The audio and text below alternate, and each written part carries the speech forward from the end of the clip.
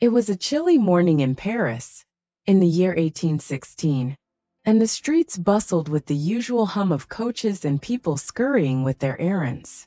Amidst this was a young physician, Dr. René Laennec, renowned for his dedication and soft-spoken demeanor.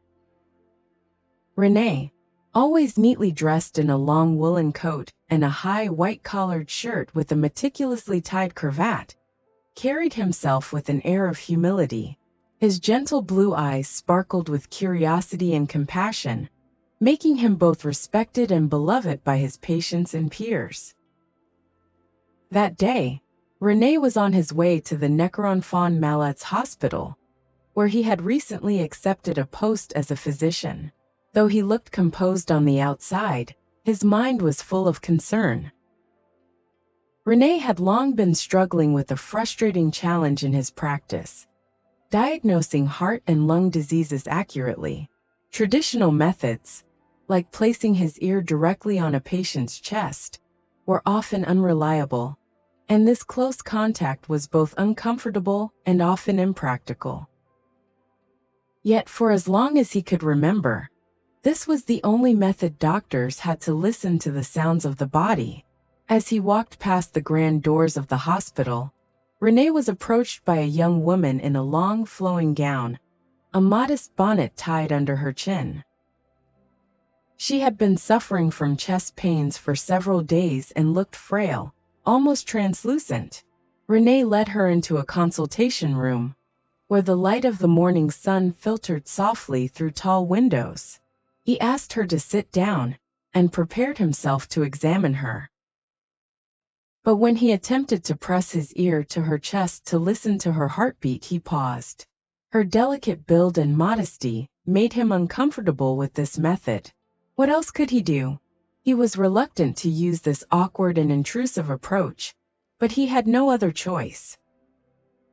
Suddenly, he remembered something from his past: watching children at play.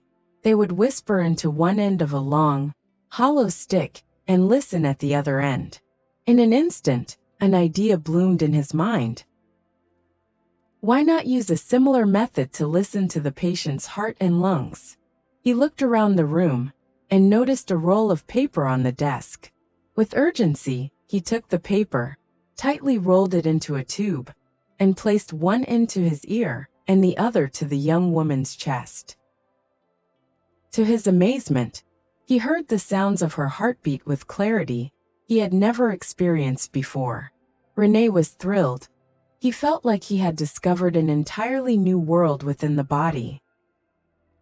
Not only did the sounds reveal a wealth of information, but the distance also provided a level of professionalism and comfort he had never before achieved. In the following months, René set to work refining his discovery. At night, he sat in his study, surrounded by books and diagrams, carefully experimenting with different materials to create a more durable version of his makeshift paper tube. He finally decided on wood as the best material, as it could carry sound effectively. He crafted the instrument by hand, shaping it with meticulous care until he had a device he called the stethoscope, derived from Greek words meaning to look at the chest. René used his invention on numerous patients, each time amazed by the variety of sounds he could now detect. The stethoscope also allowed René to improve his diagnoses, and soon he was identifying conditions with an accuracy unheard of in his time.